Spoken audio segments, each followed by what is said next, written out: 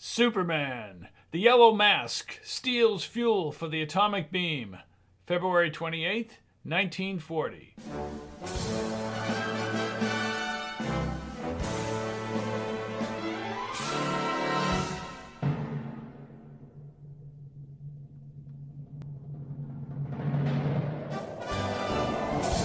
The Adventures of Superman. Kellogg's Pep, the super delicious cereal, presents the adventures of Superman. Faster than a speeding bullet, more powerful than a locomotive, able to leap tall buildings in a single bound. Look, up in the sky, it's a bird, it's a plane, it's Superman. And now Superman, amazing figure from another world with powers and abilities never before realized by mortal men. When we last saw Superman in his disguise as young Clark Kent, reporter for the Daily Planet, he and his editor Perry White had just received a warning telephone message from a mysterious voice which identified itself as the Yellow Mask. In exactly 24 hours, said the mask, the Daily Planet would be blown to 1,000 fragments. Horror-stricken, Kent and his chief stared at each other in the humming office, and then pandemonium. Sirens wailed in the streets. Police searched the building for bombs. Today, as our story opens, we find ourselves far from the doomed offices of the Daily Planet. Dr. Sven Dahlgren shows an unexpected visitor about his laboratory, explaining its wonders, and also explaining his latest invention. Listen. Please do not touch that window frame. So, it is not clean, perhaps. It looks clean. Oh yes, quite clean, but it is weird. It carries a powerful electrical charge. Most interesting. Are you experimenting in electricity, Dr. Dahlgren? You have come to see my latest discovery, have you not, Professor Smith? Indeed. And so have others. You are not the first. Others would not only like to see it, but to gain possession of it. No, I cannot believe it. Oh, it is quite true, I assure you. For weeks past, ever since the word got out of what I was doing, I have been annoyed and even threatened. Threatened? Dr. Dahlgren, by whom? I don't know. Queer voices over the telephone, mysterious visitors in the middle of the night. Yes, that is why I had the laboratory wired. But what do they want? They want my invention. They realize whoever owns it controls a practically unlimited power. Unlimited power?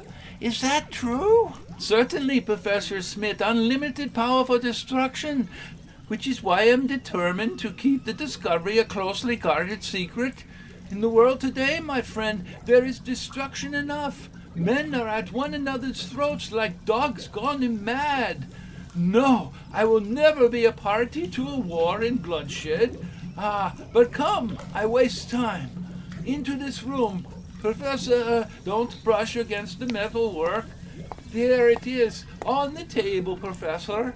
That is the machine. So small. My latest development, small, light, compact, but deadly. Now, please stand exactly where you are and watch closely what happens to that glass on the edge of the table. Watch.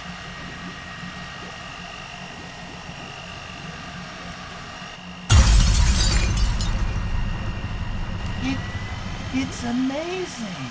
The glass was shattered. Now, watch that small steel ball.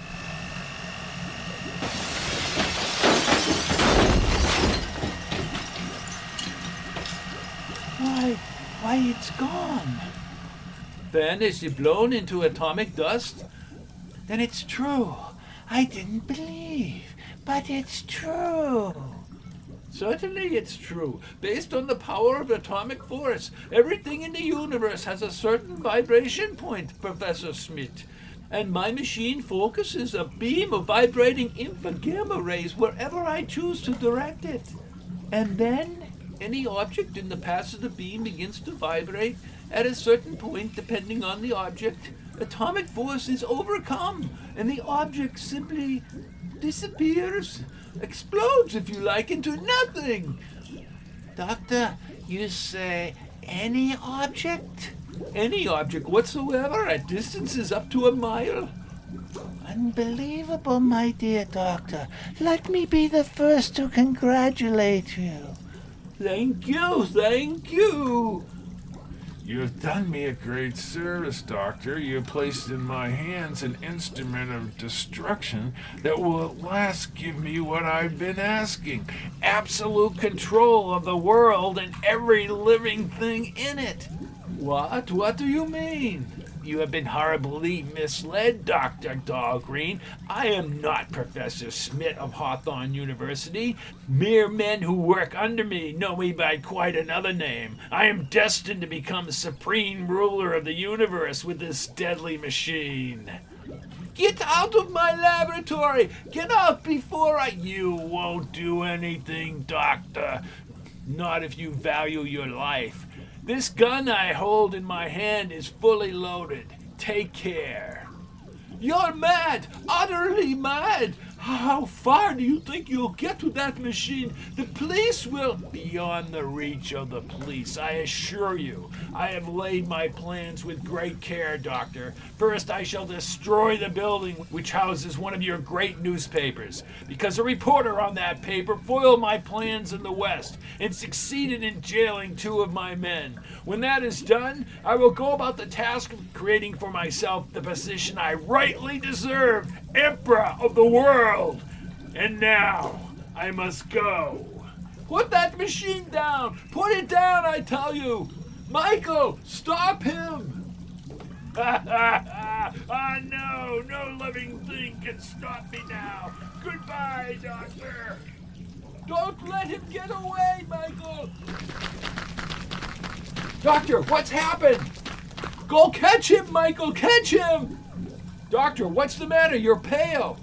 He got away with the atomic beam, Michael. Do you know what this means? That lunatic, he has in his hands the power of life and death. He's a walking symbol of death.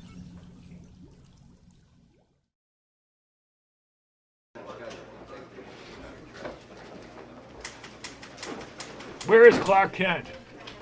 Minute he gets back, send him in. Here I am, Mr. White. Oh, Kent, where have you been? Down in the cellar, helping the police. Turn up anything? Any sign of a bomb? Not a thing, Mr. White. We combed the building from top to bottom. Anything up there? No, not so far. What's the time? It's 4 o'clock. If that fellow really meant business, we've only got about 2 hours to go. I'm in your office, Mr. White. Oh, thanks, Lois. And by the way, Kent, I don't think you know Miss Lane. Lois, this is Clark Kent. How do you do? Oh, how do you do? You wait here until I get back, Kent. I won't be a minute. Oh, the boy wonder, huh? Why, Miss Lane, what do you mean? They tell me that you talked yourself into a job, went out west and came back with the biggest story of the month, all in less than a week. Well, I guess I was pretty lucky. I'll say you were lucky. Now you're the white-haired boy, huh? I'm afraid I don't understand. Get the old man hypnotized. He thinks you're Horace Greeley. I'm afraid I don't. Oh, don't act so dumb.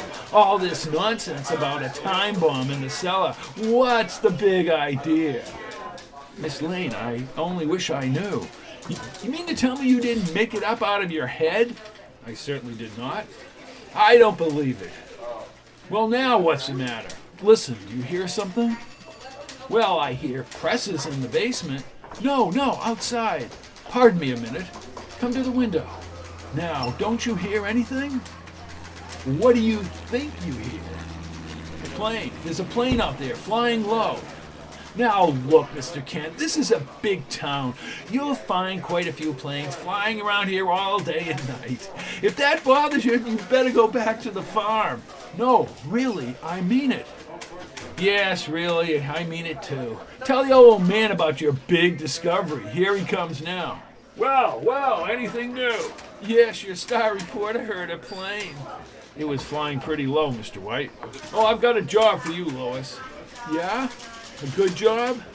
Go out and interview a scientist. Human interest stuff. Who is he and where? Dr. Sven Dahlgreen. Got his own laboratory out on Haven Ave. Look that number up in the book. Who is he, Mr. White? What's on his mind? Leading American investigator in the field of atomic energy. Must we, Chief? Yeah, come on, now get going, Lois, get going. This paper's been tied in with science. We've been after Dahlgren for a long time, and now he comes to us. Why? Well, he said somebody stole a new machine that he invented. I couldn't make much sense out of it, but he seemed pretty worried. Wanted me to rush the story into print. Well, what's the matter with the police? I suggested that, but he said he needed more than just the police. Sounds cracked, but it may be a yarn. On your way, girlie. Oh. All right, if you say so, Mr. White, I'll get out there. So long, Mr. Star Reporter. You come with me, Kent, into the office. I can't stand much more of this. I know, Mr. White, it's nerve-wracking, but this yellow mask business. Worse than that, I don't know whether to believe it or not. If we could only get a lead. Ordinarily, I wouldn't give it a second thought, just another crank. But I don't know, Kent. I swear I don't know. Well, what's the time now? 5 after 4. Don't keep thinking about the time, Mr. White. Confounded! What else can I think of? 2 hours more, we may get blown to glory. What do you think? About the yellow mask? Can he do what he says? Well, let's hope that he can't, Mr. White. Yeah, but you're afraid that he can. And the devil of it is, so am I. Well, if it hadn't been for that business out west, well, maybe you ought to empty the building. No. You want us to be the laughingstock of the city? Suppose something happens. On the other hand, suppose something does. Well, they can't intimidate me. If the yellow mask means business, they'll find us right here at 6 o'clock. City room, White. Mr. White, this is Dr. Dahlgren speaking. Oh, yes, Mr. Dahlgren. One of our best people on the way to your laboratory right at this minute. No, that is not what I called to tell you. Yes. The man who stole my atomic beam mentioned a newspaper. He said... Yes? What did he say? Something about destroying a newspaper. What's that again? Listen, Doctor. Hello, Dahlgren. Hello. Yes, Mr. White. I was cut off. Get me Dr. Dahlgren at his laboratory, quick. Sorry, Mr. White, I'll call you. We were cut off. No, he was cut off. I'm sure of it. You heard all that? Mr. White, that scientist, what was he working on? I don't know, some kind of gadget to release atomic force. A machine? I imagine so. Why? Don't you see, Mr. White? That's our lead. The man who broke in and robbed him was the Yellow Mask. Kent, I think you're right. Dahlgren said that the burglar mentioned destroying a newspaper. Then I must be right. Now look here. We've searched the building and haven't found a thing. No packages, no wires. If the Daily Planet is really going to be blown up, then it's got to be done from outside. Maybe from above. Airplane? It was flying too low for a transport, Mr. White. That plane was spying out the lay of the land. And at 6 o'clock with Dahlgren's machine, they'll come back again and... Hello, Dahlgren. Sorry, Mr. White. Mr. Dahlgren's telephone is out of order. Kent, do you hear that? Dahlgren's line is dead. Cut. That settles it, Chief. I'll be seeing you later. Kent, where are you going? After Miss Lane. Something's wrong with Dahlgren. If it's the mask, well, there's not much time left to stop him. So long! Hey, kid, what's your hurry? Yeah, got another front page scoop, Kent? Oh, thank heaven, the locker room is empty. It's Superman's turn now. Someone's coming. The window. Out. And up. Not much time left to find Miss Lane. Find out what happened at Dahlgren's and stop the Yellow Mask. Higher we go. Higher. And faster. And faster. And faster. Deadly peril hangs over the offices of the Daily Planet. Already the Yellow Mask is in possession of a mighty terrible weapon. Time is growing short, but Superman is on the way. Powerful form streaking through the night sky, red cape whistling in the wind. Can he arrive in time? And what new unforeseen danger is already creeping in on the laboratory of Dr. Dahlgreen, with Lois Lane about to enter the all-unknowing? Tune in next time and follow the story. Remember, be with us again for the next startling transcribed installment of Superman! Superman appears in Action Comics magazine.